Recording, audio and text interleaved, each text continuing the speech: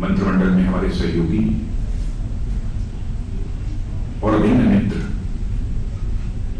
क्योंकि हम दोनों लोगों ने साथ काम किया है यूथ विंग में, श्री प्रकाश जी जावड़ेकर, सूचना एवं प्रसारण मंत्री, सभागार में मौजूद एवं इस वर्चुअल कार्यक्रम में अन्य स्थानों पर मौजूद सभी मेरे सम्मानित बहनों एवं भाइयों, हमारे भारत के आदरणीय राष्ट्रपति श्री वेंकैया नायडू जी के कार्यकाल के 3 वर्ष पूरे हो रहे हैं। इस कार्यक्रम के संचालक ने मुझे यह बतलाया कि आज ही के दिन 3 वर्ष उनके कार्यकाल का पूरा हो रहा है और आज श्री कृष्ण जन्माष्टमी का शुभ दिन है और सूचना प्रसारण मंत्रालय ने उनकी जो 3 वर्ष की गतिविधियां रही हैं, 3 वर्ष की जो उपलब्धियां रही हैं, मैं यह मानता हूं कि उनकी व्यक्तिगत उपलब्धि नहीं है, यह उपलब्धि तो हम सब की है। 3 गतिविधियों और उपलब्धियों को बयां करने वाली, उसको बताने वाली यह काफी टेबल बुक है। बुक की क्या अहमियत होती है, मैं एक शिक्षक हूं, अच्छी तरह मैं जानता हूं और मैं कह सकता हूं कि books are our best friend. और मेरा विश्वास है कि यह काफी टेबल भी सदैव के लिए तो कोई भी पुस्तक किसी की बेस्ट फ्रेंड नहीं होती, बिरले ऐसी पुस्तकें हुआ करती हैं, लेकिन कुछ समय के लिए जो भी पुस्तक वेंकैया जी पर लिखी जाएगी वो निश्चित रूप से वह पढ़ने वालों की दोस्त होगी, मेरा विश्वास है। क्यों? इसलिए कि आपके साथ काम करने का मुझे लंबे समय तक अवसर मिला है, का मुझे बहुत लंबे समय तक अवसर मिला है। भाषण की एक अद्भुत कला है। कभी कभी कलात्मक तरीके से अपने भाषण की प्रस्तुति कर देना, शब्दों का चयन करना, आर्टिकुलेट करना, यह सब सारी चीजें तो अपनी जगह पर होती हैं, लेकिन मैंने देखा कि जब भी आदरणीय वेंकैया जी ने अपने विचार व्यक्त किए हैं, केवल जुबान से नहीं बोलते हैं बल्कि वह दिल से बोलते हैं। राजनीतिक जीवन में बहुत कम ऐसे लोग होते हैं जो बहुत ही इमोशनल होते हैं, और मैं कहता हूं कि ये तो बहुत ही ज्यादा इमोशनल है।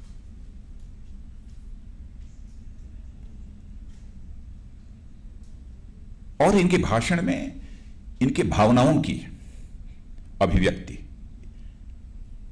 इनकी जो भीतर की फीलिंग्स होती हैं, उनका एक्सप्रेशन, यह हमको देखने को मिला है। राजनीतिक क्षेत्र में काम करते हुए भी मैंने महसूस किया है कि हमारे आदरणीय वेंकैया नायडू जी सचमुच कितने भावुक व्यक्ति हैं।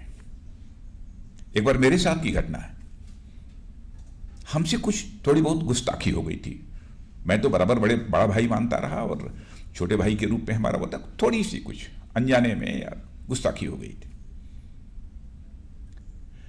मैं बेचैन हो गया और 4-6 दिन के बाद हमारी एक स्थान पर भेंट हो गई और मैंने कहा कि हमसे कुछ गलती हो गई है। इतना मेरे कहते ही उनकी आंखें डबडबा गई। स्वाभाविक है, उसका असर मेरे ऊपर भी हुआ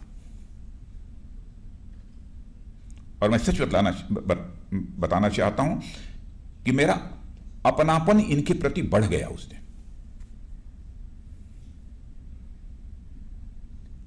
तो जो अच्छा भाषण देने वाला भी हो और भावुक भी हो, इमोशनल भी हो, निश्चित रूप से उनके भाषण रुचिकर होंगे, पढ़ने में लोगों का मन लगेगा। इसीलिए मैंने कहा ना कि यह काफी टेबल बुक जाएगी। ऐसा एक बार देखने के बाद कोई एकदम बिल्कुल उसको अलमारी में बंद कर देगा तो कहीं बाहर फेंक देगा, ऐसा नहीं है। कुछ समय के लिए रखेगा, समय समय पर जब अवसर मिलेगा तो उसे निश्चित रूप से वह देखेगा। और वैसे कोई जनरेशन सबसे बड़ी गिफ्ट जो दूसरे जनरेशन को देती है वो एक अच्छी पुस्तक की होती है। The greatest gift one generation can give to another is a good book. तो लंबे समय तक ये पुस्तक रहेगी, मेरा ऐसा विश्वास है। इसलिए विश्वास है, मैंने अभी पूरा देखा नहीं है, लेकिन विश्वास मेरा इसलिए है कि भाषण की अद्भुत कला है। इनकी सार्वजनिक सभाओं में ठहाके लगना, कभी कभी उमंग और जोश में आकर तालियां बजाना, नारेबाजी करना, यह सब मैंने देखा है। जुगलबंदी तो अद्भुत है। पार्लियामेंटेरियन के रूप में भी संसद में जब इन्होंने विचार व्यक्त किया होगा तो संसद के सारे सदस्यों ने सुना होगा। मुझे याद है, क्योंकि मैं पार्टी का 2 बार राष्ट्रीय अध्यक्ष रहा हूं, मैं जानता हूं पब्लिक मीटिंग्स के लिए आदरणीय वेंकैया नायडू जी की मांग होती थी सारे देश भर में। ऐसा नहीं है कि दक्षिण भारत के रहने वाले हैं, केवल दक्षिण भारत में ही इनकी मांग लोगों के द्वारा होती रही हो, बल्कि उत्तर भारत में भी भाषण के लिए इनकी मांग होती थी। ऐसे व्यक्तित्व के ऊपर सूचना प्रसारण मंत्रालय ने जो एक यह पुस्तक या काफी टेबल है जो प्रकाशित की है, उसके लिए मैं अपने मित्र प्रकाश जी जावड़ेकर को और पूरे मंत्रालय को बधाई देता हूं। और इस किताब का नाम जैसा बतला रहे थे Prakash ji, connecting, communicating and changing. अभी तीनों यह जो नाम है, मैं ये सोच रहा था कि बहुत सोच समझकर, जिसने भी रखा है बहुत सोच समझ के रखा है, क्योंकि जिंदगी हमारे आदरणीय वेंकैया जी 3C की राह पर चलते रहे हैं। यही है 3C, connecting, communicating and changing. बराबर इसी 3C की राह पर चलते रहे। और चलते कैसे रहे हैं, मैं ये कहूं, चरई वेट ये सुना होगा आप लोगों ने, चलते रहो चलते रहो। इनके जीवन का आदर्श रहा है चरई वेट। और वाइस प्रेसिडेंट के रूप में भी आप लोगों ने देखा होगा कि ये बैठते नहीं हर समय। यदि सुबह कहीं पर है तो दोपहर को कहीं पर है तो शाम को कहीं पर है। चलते रहना, यही एक इनके जीवन का आदर्श रहा है। और इसे बहुत ही अच्छी तरह आदरणीय वेंकैया जी ने अपने जीवन में ग्रहण किया है। और वाइस प्रेसिडेंट के रूप में भी बराबर दौड़ते ही रहते हैं। मुझे याद है कि एक बार आदरणीय अटल जी ने कहा था, जब ये आप पार्टी के राष्ट्रीय अध्यक्ष थे, तो अटल जी ने कहा था, मुसीबत है, हम लोगों को ऐसा कोई राष्ट्रीय अध्यक्ष मिला है जो खुद दौड़ता रहता है और हम लोगों को भी दौड़ाता रहता है। अटल जी ने एक बार इनके बारे में यह कहा था। और मैं मानता हूं कि समय बदल गया है, राहें बदल गई हैं, परंतु आदरणीय वेंकैया जी के अंदर चरई वेद का भाव आज भी यथावत है।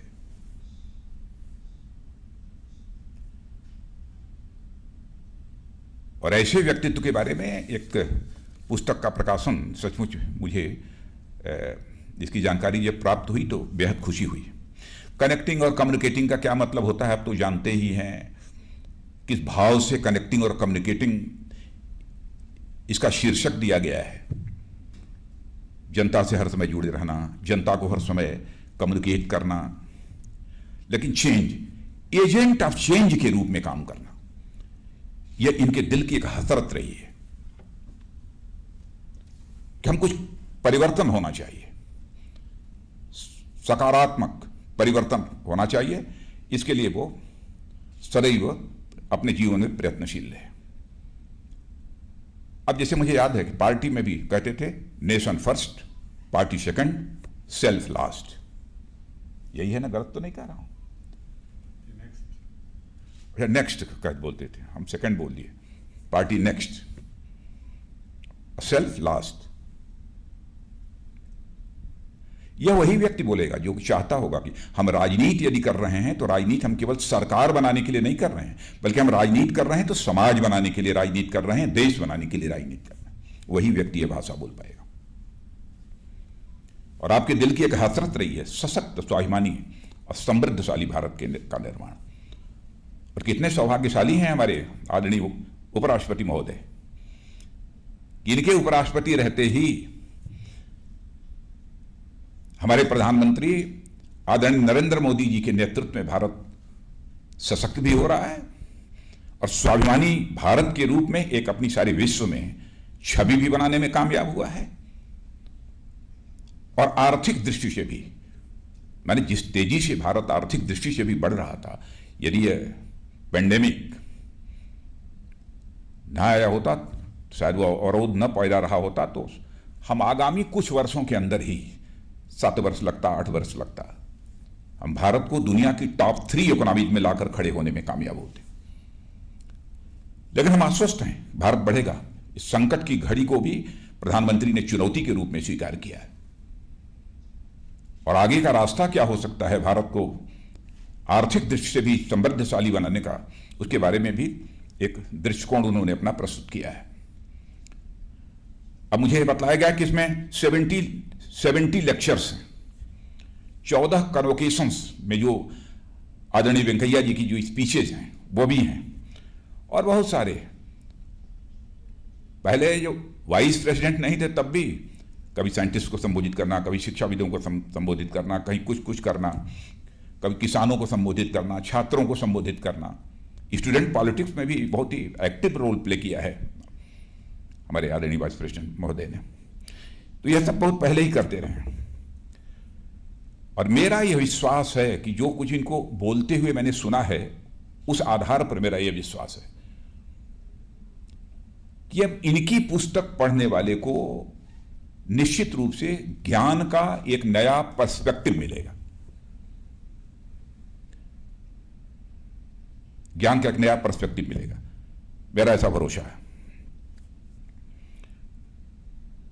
और पहले तो आपातकाल में भी 17 महीने तो जेल में रहे हैं, लेकिन आदरणीय वेंकैया जी से 2-3 महीना हम अधिक जेल रहे हैं। यानी उस समय भी सत्ता नहीं दिखाई देती थी, मैं जेल जा रहा हूं तो हमको सत्ता हासिल होगी, देश के लिए जेल जाना स्वीकार किया।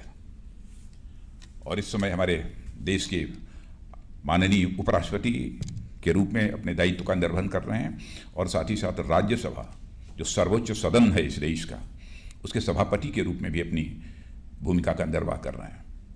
और ये देखिए, मैं मानता हूं कि कहीं ना कहीं कुछ इन्हीं की कौशल, इनके फॉर्म कन्विक्शन का ही परिणाम है कि सबसे प्रोडक्टिव सेशन यदि किसी के कार्यकाल में कोई एक सेशन रहा है तो हमारे आदरणीय वेंकैया नायडू जी के कार्यकाल में रहा है। यह बहुत बड़ी बात है। और सीजन्ड एक्सपीरियंस्ड एक पॉलिटिशियन के रूप में तो इनकी इमेज प्रारंभ से ही रही है। आदरणीय अटल जी की गवर्नमेंट में भी बहुत ही, अटल जी स्वयं भी तारीफ करते थे, रूरल डेवलपमेंट मिनिस्टर के रूप में भी जब यह काम कर रहे थे। और मैंने तो अर्बन डेवलपमेंट मिनिस्टर के रूप में काम करते हुए आज के प्रधानमंत्री आदरणीय मोदी जी के साथ देखा है। और कैबिनेट में सचमुच बिल्कुल बराबर कैबिनेट मिनिस्टर्स को भी समय समय पर मैसेज देते रहना, जो भी उचित है, क्या करना चाहिए कैबिनेट मिनिस्टर के रूप में, यह सब भी वेंकैया जी कहने में कभी भी संकोच इन्होंने नहीं किया। और मैंने देखा है इमोशनल होने के साथ ही साथ एक फर्म कन्विक्शन वाला व्यक्तित्व इनका रहा है। और कभी मुझे ऐसा लगा कि इनके अंदर भय नाम की कोई चीज है ही नहीं, निर्भीक व्यक्तित्व रहा इनका। मेरा विश्वास है कि यह जो कॉफी टेबल बुक है वह निश्चित रूप से स्टूडेंट भी देखेगा और साथ ही साथ एडमिनिस्ट्रेटर भी देखेगा और वह लाभान्वित होगा।